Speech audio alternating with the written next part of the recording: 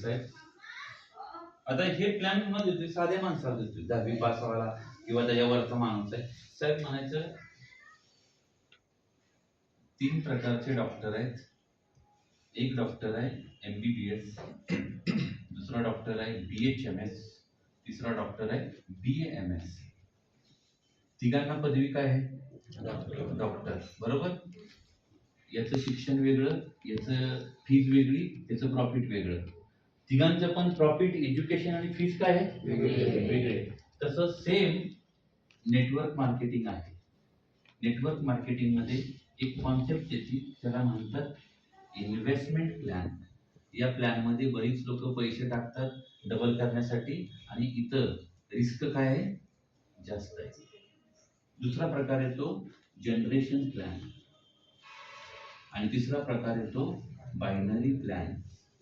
इथं प्रोडक्ट मिळतं, risk zero.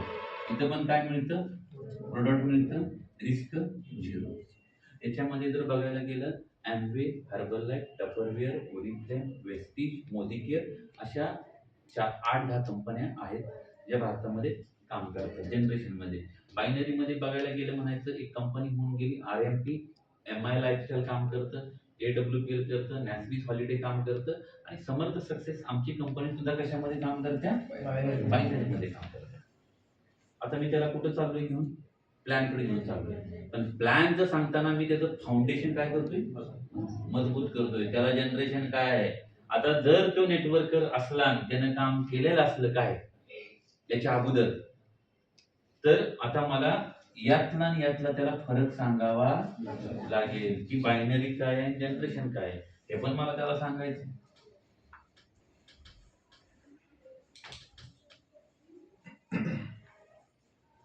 आता मी त्याला सांगणार साहेब जनरेशन आणि बायनरी. जनरेशनच्या कंपन्यात ना, मी जसं सांगितलं ॲम्वे, हर्बललाइफ, टपरवेअर, ओरिफ्लेम या कंपन्या मोठ्या आहेत. पण ह्या मोठ्या कंपनीचा हातात झेंडा घेऊन छोटे पैसे कमावण्यात मला वाटत नाही. आमची समर्थ छोटी कंपनी आहे. आज 250 कोटी आमचा टर्नओव्हर झालाय, पण छोट्या कंपनीत आम्ही मोठे पैसे कमावले. आता यातला फरक काय त्यांना मी सांगणार. पहिला फरक आहे, या ज्या कंपन्या आहेत या कंपन्यामध्ये दर महिन्याला रिपर्चेस कंपल्सरी आहे. म्हणजे दर महिन्याला खरेदी करावी लागते. तुम्ही आमच्या सोबत जर काम चालू केलं, प्रोडक्ट घेतलं, तर आमच्या इथं नो रिपर्चेस. दर महिन्याला खरेदी करायची गरज नाही. आता काय झालं, त्याच्या डोक्याला काय वाटायला लागलं? पॉझिटिव्ह आला. काय काय कंपन्या माहिती आहेत ना तुम्हाला, तिथं फसली ते लोक. तर त्याचा इन्कम त्याने भरले 5,000, इन्कम झाला 2,000, आणि पुढच्या महिन्यात ते 5,000 कुठनं भरणार? मग हे त्याला सांगायला लागेल. हा पहिला पॉईंट सांगितला. दुसरा सांगा की इथं बिझनेस आहे ना साहेब, लॅप्स होतो. लॅप्स म्हणजे काय होतं, तिथं बिझनेस 1 तारीख ते किती तारीख पकडला जातो? 1 तारखेपासून नवीन स्टार्ट, नवीन महिना.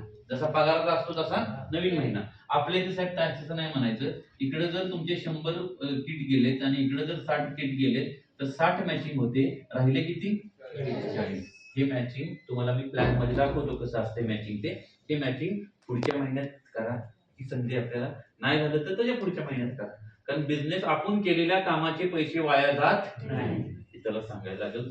तिसरं सांगायचं, इथं साहेब लेवल इन्कम आहे. काय इन्कम आहे? Level income. म्हणजे मी इथं जॉईन झालो आणि मी जर A ला जॉईन केला, तर A च्या बिझनेसवर मला 7%, A नं जर B ला जॉईन केलं तर B च्या बिझनेसवर A ला 7%, मला मात्र B ची किती टक्के येणार? 3%. आणि B नं C ला केलं तर याला 7%, याला 3%, मला मात्र 1%. म्हणजे लोक वाढत चाललेत, पण माझा इन्कम काय होत चाललाय? कमी होत चाललाय. आमच्या प्लॅन मध्ये तसं नाही. मी इथं जॉईन झालो, माझ्या इथं E आला, B आला, C आला, D आला, E आला आणि F आला. इकडे माझ्या GI, HI, II, KI, L आहे. समजा इथं E नं बिझनेस केला आणि तो D ला मॅच झाला, तर D ला किती मिळणार? 500. तो C ला मॅच झाला, C ला 500. B ला मॅच झाला, B ला 500, A ला पण 500. आणि सर्वात महत्वाचं, मला सुद्धा किती मिळणार? मॅच झाला. माझं पहिलं, सेकंड, थर्ड, फोर्थ आणि 5वं जनरेशन आहे, तरी सुद्धा सेम कमिशन सगळ्यांना वरती येते. सेम या साईडनं सुद्धा K नं मॅच केला तरी मला 500 येणार आहेत, आणि G नं मॅच केला तरी मला 500 होतात. त्यामुळे सगळी एकमेकांना तेवढा सपोर्ट करतात. हे त्याला मला सांगायचं. फिक्स कमिशन आहे, कुणीही लेफ्ट राईट मधनं मॅचिंग करून द्या, कितीही लोक खाली वाढून द्या, मॅचिंग झालं तुम्हाला 500 रुपये येणार. आणि चौथा पॉईंट त्याला सांगायचं आहे, इथं मंथली पैसे मिळतात आणि आमच्या इथं वीकली पैसे मिळतात. ते आय ओपनिंग झालंय, आय ओपनिंग. प्लॅन अजून आले